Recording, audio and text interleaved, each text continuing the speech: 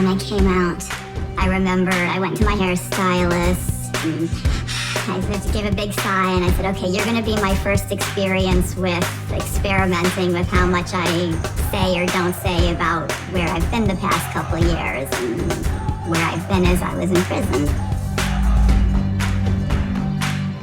My inclination, here I am sitting here doing this, is I don't mind people knowing because I'm not guilty of a crime, so.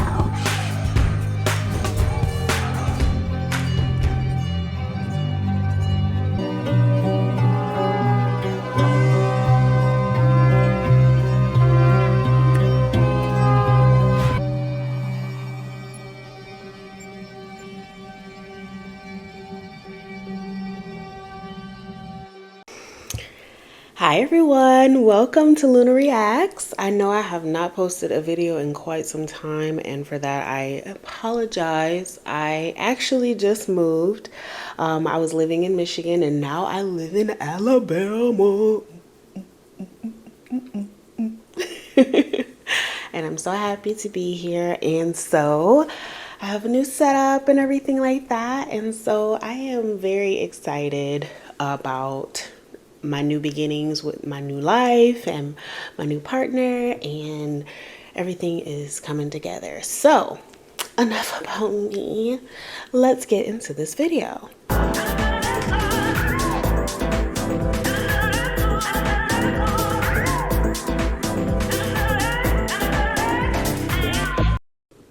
So this week's video is something a little bit different. I am reacting to a movie that's on Netflix, but I am kind of going in depth about the story and how it made me feel. When I first watched this documentary on Netflix, I was shooketh to my core, to my very core, okay? I woke my partner up. He's like, he got a little attitude with me. I didn't care. I was extremely shook by what I was hearing. Because this case is just such a weird one. It's not the good weird. It's the bad weird. And I am talking about the documentary Tell Them You Love Me. And it is about a doctor. Her last name is Stubberfield, I believe it is, Anna Stubberfield. And it's about a young man named Derek. This documentary really opened my eyes to just how corrupt people can really be. The way that things were maneuvered, the way that she slid herself into this family's life was just, it was like she was on a mission. And I never have seen anything quite as corrupt as that. And the way she did it, it was pretty wild. It was pretty wild. And so, I'm just going to go ahead and get into this first clip.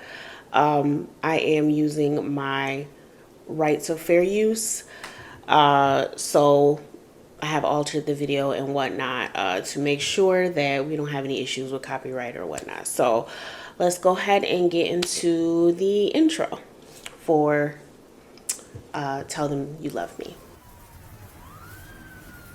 We are in the Special Victims Unit of the Essex County Prosecutor's Office, also home of the Child Advocacy Center.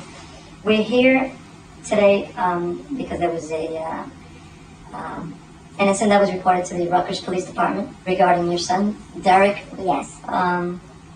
Does Derek have any mental or physical impairments that he would need help? He doesn't have the faculties to make decisions on his own. No. So Derek Johnson was a young man who unfortunately was born with cerebral palsy, and he was not able to control his body movements all the time. He needed assistance with pretty much everything. He was able to, get to a point where he was walking on his own, but still he needed help with walking. And pretty much what happened in this case is that Anna was a part of a program where it's called felicitated communication. And pretty much what that is giving a person who takes someone who's not able to speak and give them a keyboard, and then they are able to type out with assistance what they want and how they feel about certain things and whatnot. So pretty much giving them a voice. And so with that being said, she was the person that came into their home and was teaching him how to be able to speak through the keyboard. And it turns out that she somehow came up with this delusion that they were in love, and she ultimately took advantage of this young man and went to prison for it, essentially. Yeah, that ass got locked up. And I personally feel like the justice system failed Derek because she did not serve her sentence. She was able to get out on good behavior. And I feel like that should not have been a thing. I feel like she should have served her sentence. And now she's just out, living her best life after taking advantage of this young man. And it's really sad. And it's very thick. This case has a very thick racist nature to it that it's very deeply embedded. And I'll expound on that a little bit later on in the video, but it's very deeply embedded. So let's go ahead and listen to his mother kind of explaining, and his brother kind of explaining his disability and how that came about. He wasn't doing what he was supposed to do, like he wasn't sucking, he wasn't holding his bottle, and he couldn't hold his head. I would ask the doctor, well, what's wrong with Derek? And he said, oh, you're comparing him to your oldest son. He'll be all right. And I says, no, something's not right.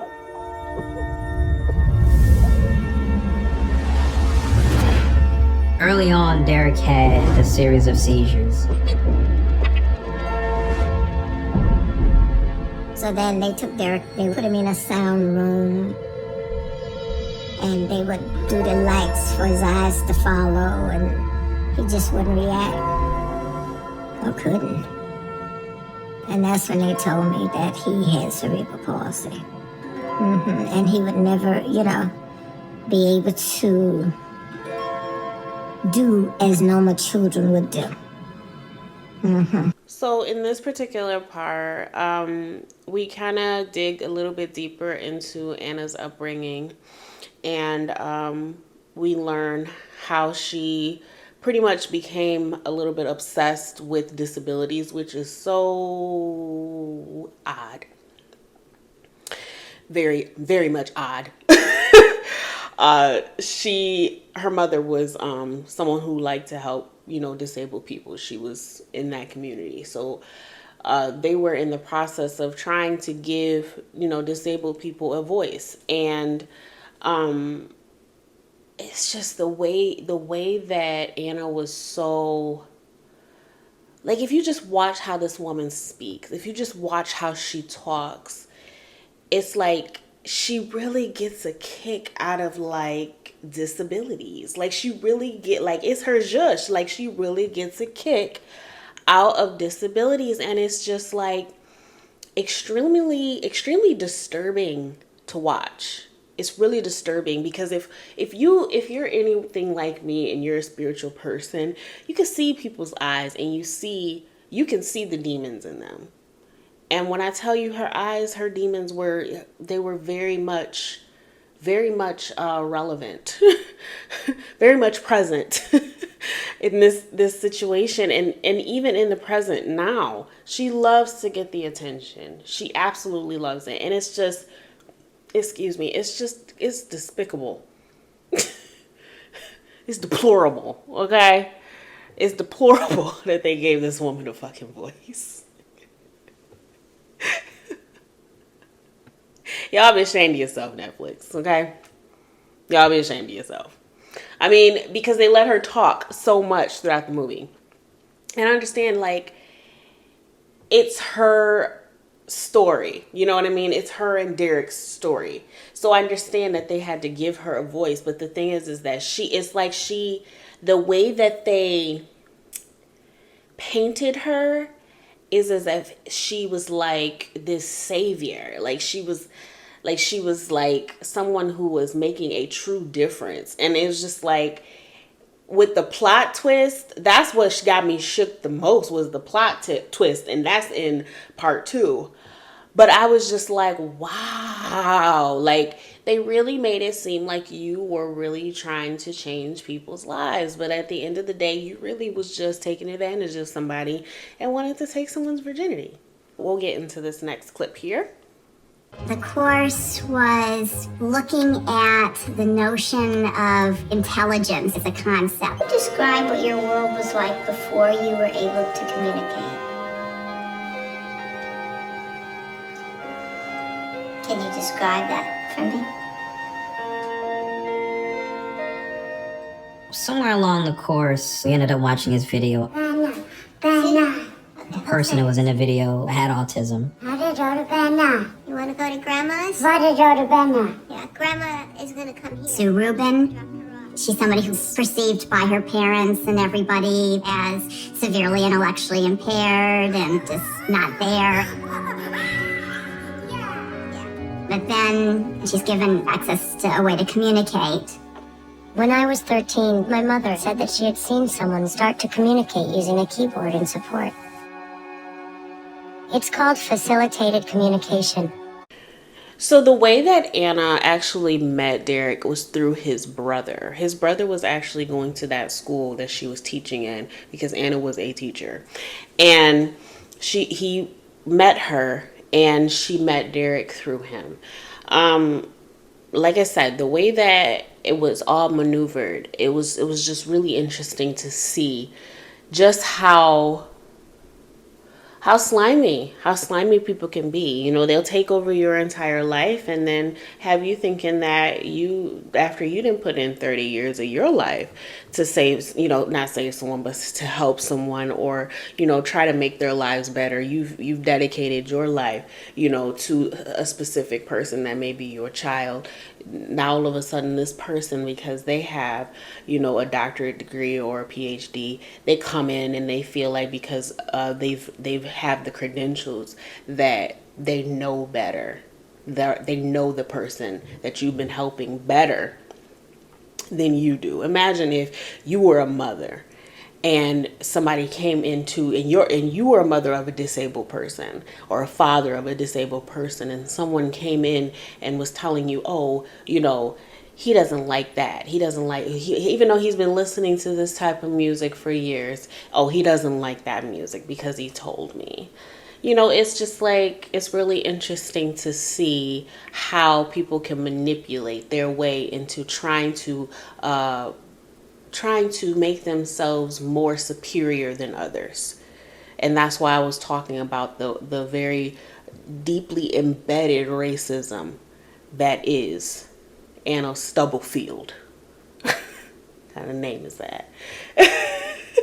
Let's get into this next clip. But it's one thing to reach your whole hand toward a very large target.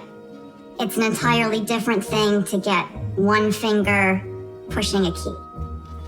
So I had this small, very lightweight portable keyboard with a small LED display called the Neo. And the first thing I asked him to do was point to the letter H, the letter T, and he started making mistakes. So he mixed up the A and the H, and he mixed up the T and the F, and the U and the V. What I realized was that the alphabetical order or letter board that I'd set up were all lowercase letters, and on the Neo is capital letters. It was like the porch lights went on, and I was like, wow, is he doing it? And I felt very excited about it. She said, don't forget, you're traveling with him. You're taking him places. And when you're taking him, he's reading the signs.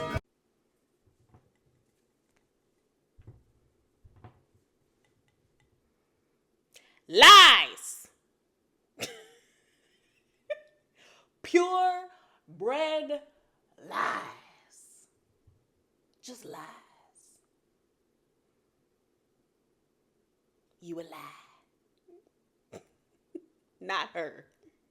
Anna. Lies. Honestly, what I like in men. You know, I'm the kind of nerdy intellectual girl who wants a nerdy intellectual guy. You know, you find you really enjoy talking to them, and you know, you share tastes, but you also disagree on things, but you learn from it. I mean, we were just having those kinds of experiences. But, you know, I was married. And you know what grinds my gears even more is that she was married, yo. She was married with 2 kids, let alone married to, not with just 2 kids. Get this. A black man, married to a black man, married to a melanated man.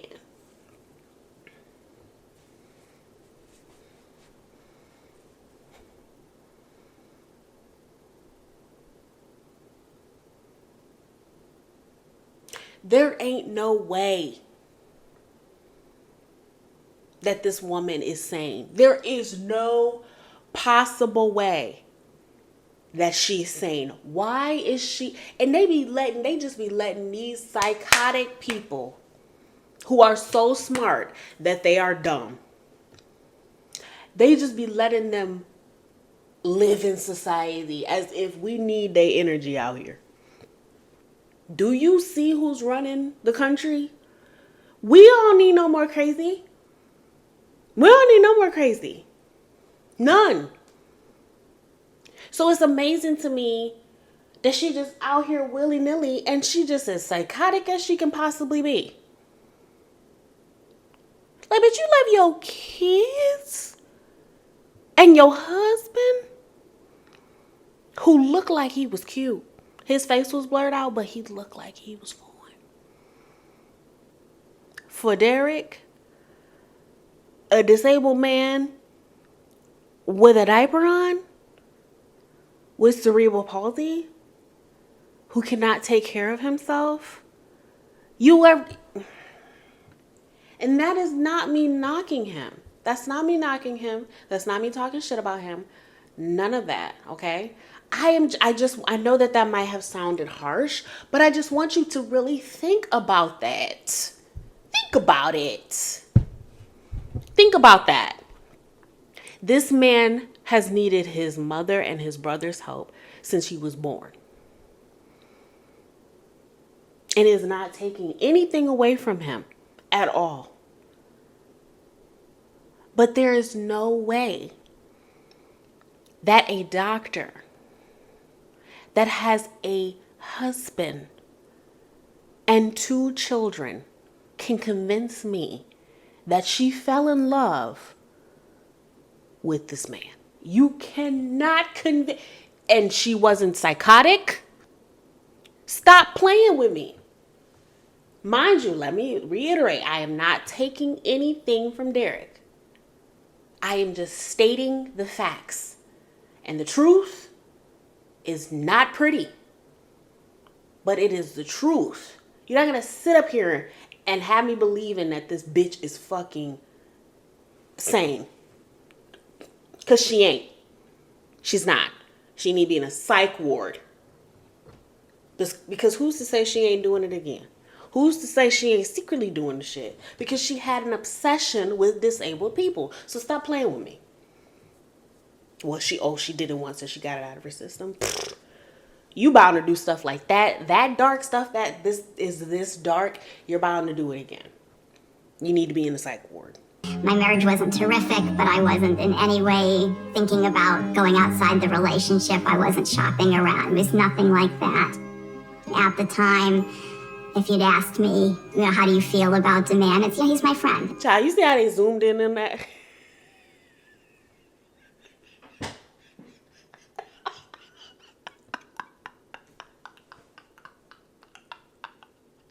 You see? Whoever put this together was so messy. You see how they zoomed in like, look, this your man. That's my man.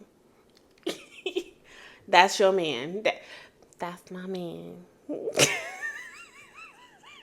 Stop it. Cut it out. Just stop with the crazy train. Stop with the psychotic train, lady. You're freaking psychotic. You're freaking psychotic. You cannot tell me you're not crazy. And you're not the good crazy. There is a difference. Her decision making and those kinds of things. It just has those racial undertones and overtones. It wasn't like, nigga get in the back of the bus kind of racism. It wasn't that, but it was more like making assumptions based on the idea that some people might be inherently deficient. Anna was just ignoring the past 30 some odd years and everything that my mom has done to get us to this point, right? And so I had it in my mind, we're going to have a long conversation. We are going to have to really set some hard, fast rules, or we may have to just kind of begin to draw things down.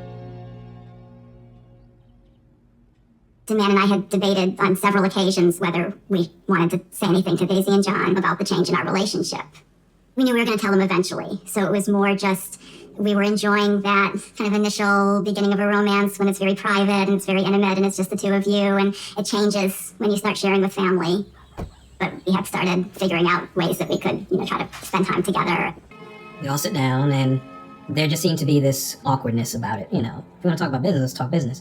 But she looked at Derek and said, "Do you want me to tell them?" And so, I'm like, "Tell us what?" And then she grabs Derek's hand, and on the keyboard comes up, "We are in love."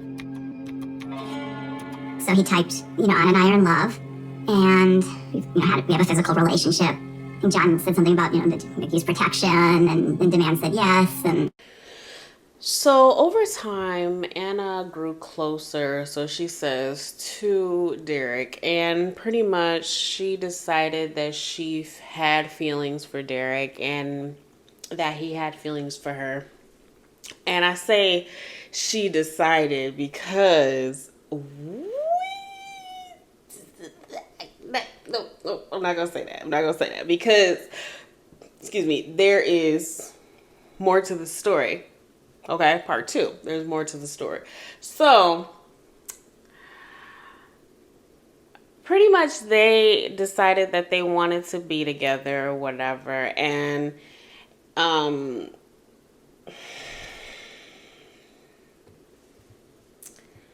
this woman has sexual relations with this young man. Baby, let me tell you something. When I first watched this, I had to watch it a couple times, okay? I had to watch this a couple times and do my research. But when I first watched this, I know I told you earlier that I was shook, but I was so shooketh. Because if I could get my reaction in real time, the thing is that when I first watched this documentary, I didn't think that it was going to be like this. I had no idea, because the thing is that when you first get on Netflix and you look at the the thumbnail or whatever, it looks like you wouldn't know that that's his brother, because it says, "Tell them you love me." So I thought maybe it was about a caregiver falling in love with, the person that they're caring for, something like that. I thought it was more something like that, and it was a gay relationship because it was his brother and then it was Derek. But I didn't know that that was his brother. So it looked like, that they were in a relationship or whatever. So when I watched it and there were details,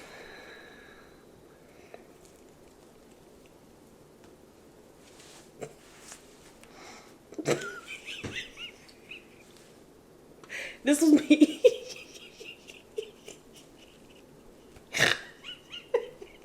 This is me. Somebody please take me now. I was like, what type of seventh realm of hell is this? I could not believe it.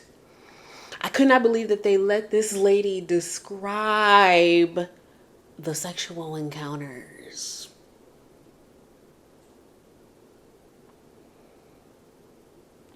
I couldn't believe it. I couldn't believe it. So that's pretty much a little gist of what this is. I could not stomach it. So I'm not going to subject you to that. I'm not going to subject you to that. But listen, baby, when I tell you it was disturbing. So thank you so much for watching that with me. In closing, we are recessing, not closing. We're recessing. I just want to say that I set the intention that these types of people are not being bred into this world anymore. Because her type of psychotic is very different. Very different. And we are just going to set the intention that her type of psychotic is not continuously bred into the future generations. Because we don't need that here. We don't need that low vibration here at all. So I want to thank you guys for watching this with me. Let me know what you thought. How do you feel about it? Because you may have a different perspective. You may have a different viewpoint on this situation. And I want you to watch it. If you have not watched the documentary, I want you to watch it. Please watch it.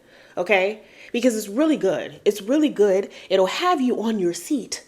I literally was laying down and I got up. Literally, I got up out of my seat and was sitting like this. Like, bro, are you serious? You for real? Like, I literally was like that. Like, that's how deeply embedded this was. But on my final thoughts about this, it was giving... Like, there is a scene in the documentary where she was riding in a car with Derek's mother, Derek and his brother. And they were listening to gospel music, right? And she decided that she wanted to go ahead and change the gospel music to classical music because she said, oh, Derek doesn't like to listen to gospel music. He likes to listen to classical music. Okay. That's what he likes to listen to because he told me that's what he likes to listen to. Just little stuff like that is why I was talking about the deeply embedded racism. And it is aligned with psychosis. It's aligned with being psychotic. Okay? Racism is psychotic. It is. It is aligned with being psychotic. So therefore, and you might ask me, why do you say that? Why do you say that racism is aligned with being psychotic? Why? Because it was like her inner ancestors were tapping into her. Her inner ancestors were tapping into her, and she wanted to morph this man into what she wanted him to be. She wanted to morph him into what she wanted him to be. And she wanted to tell his black mama, his melanated mama, that what she's been doing for all of these years is not it. And that she doesn't know what she's doing. That's deeply embedded racism. And then on top of that, the entitlement to this man's life, the entitlement to this man's body, the entitlement to this man's voice. There was an entitlement to the voice. That's the racism too. She was truthfully tapping. I feel like there was a little bit of witchcraft going on for real. She was truly tapping into her racist ancestors with this one. Really tapping into it. And so that's why we were talking about when his brother Mind you, oh, I meant to tell you, his dad, he skipped out. Don't they always? Are we surprised? Like, do what you normally do. Disappear. Like, come on now. So, you know, his dad, he skipped out on them. And his mom got a divorce. But in recess, I want to say that I thank all of you that have supported me thus far. I thank you for bearing with me. Those of you who have not unsubscribed, I have lost like quite a few subscribers because I haven't been posting. But those of you who have been rocking with me, I want to say thank you so much. Please like this video. Please share this video and make sure that you comment below your thoughts on this documentary. Please watch it.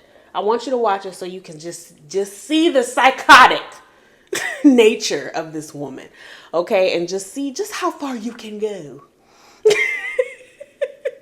Just how far, just how bad it can get, okay? I want you to see that, okay? So, yes, please share, like, and if you have not subscribed, baby, what are you doing? What you doing, girl? What you doing, boy? What you doing? What you doing? Subscribe to me, okay? Subscribe to me. I'm a single mother. I need help.